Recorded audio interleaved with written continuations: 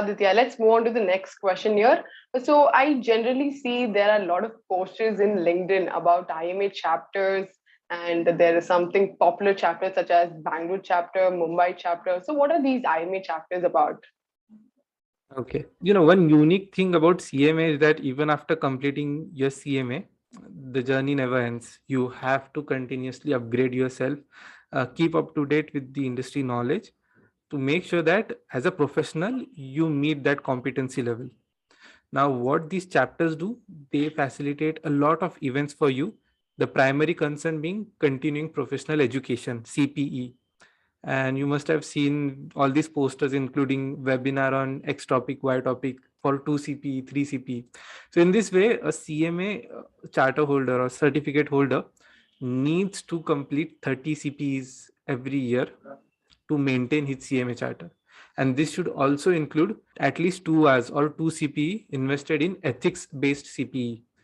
So that is something we have to do every year mandatorily. Even if, let's say, worst case scenario, if you're not able to complete it in time, you can always ask for some grace period, complete it. But then it hurts your good standing in the books of IMA. That's it. So yeah, it's quite important.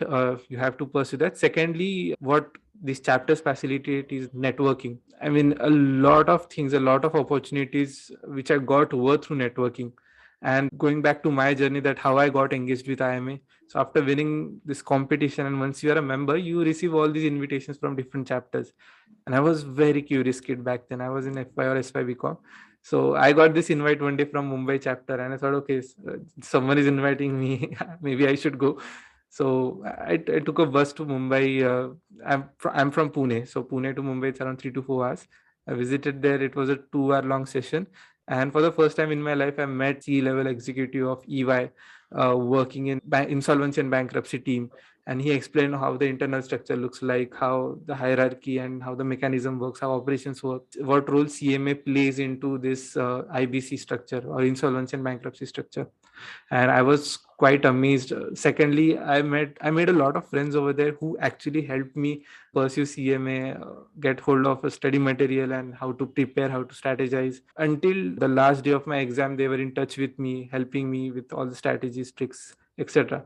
So I think these networking events are amazing. One should definitely try it out. And the third thing is building leaders. So whoever wants to engage with these chapters on the other side of the table, so as a manager, then they need to enroll themselves as a volunteer at local level initially.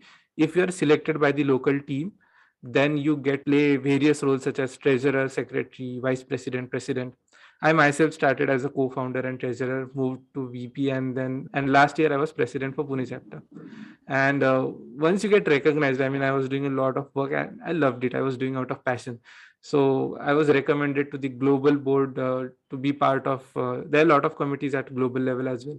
Ethics committee, mentorship committee. They are continuously working on how we could better serve our members. So one such committee is a global roundtable committee where we basically take our voice of local chapters to global board to make changes or upgrade stuff at chapter level or chapter operations level. So at that level, I kind of gave my suggestions also, that how we could change the CP structures, what additional events we could bring in.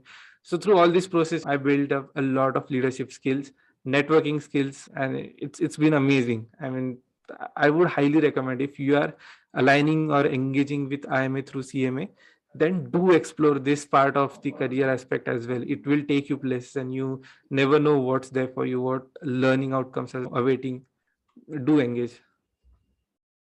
That's great, Aditya. So you were a president for Yeah. Pune chapter, right? Yes. All right. I'm sure you would have explored a lot of opportunities and met a lot of crazy people, right? So, Yes, I mean, which there are even some. company also you hardly meet these days. Company you're just restricted to your team lead or team manager. But I think IMA chapters they just help you to meet and connect with better people. Yes, that's true. And talking about, you mentioned Bangalore and other chapters. Bangalore is one of the oldest and currently the biggest chapter in India. Uh, the alumni base, not rather alumni, rather the membership base of Bangalore is amazing. We have Kavya Ramesh, who's currently a CTO in her own startup, and she has been amazing. She's my mentor. She gets in touch, whenever we have, concerns for each other, whenever we need any help. Secondly, we have Jay Vardhan, who's at C-level executive with HP. I get to engage with him directly as and when required. So this kind of support and platform extended by IMA is just even currently brings on, goosebumps whenever I think about my time of talking with them, engaging with them. Currently, when we have our current president Sunil Deshmukh in Pune, he's also C-suite executive. He actually mentors currently CEOs and CFOs all over the world, and even I take my concerns to him, and he's more than happy to entertain all such queries. So it really feels kind of blessed, really lucky to somehow explore this vertical and be where I am right now. Trying to slip across the border, got see cars out, got me big out for Ronald. Out, bag of money, knew I gotta have it. Savage, but I'm still a gentleman in Cali.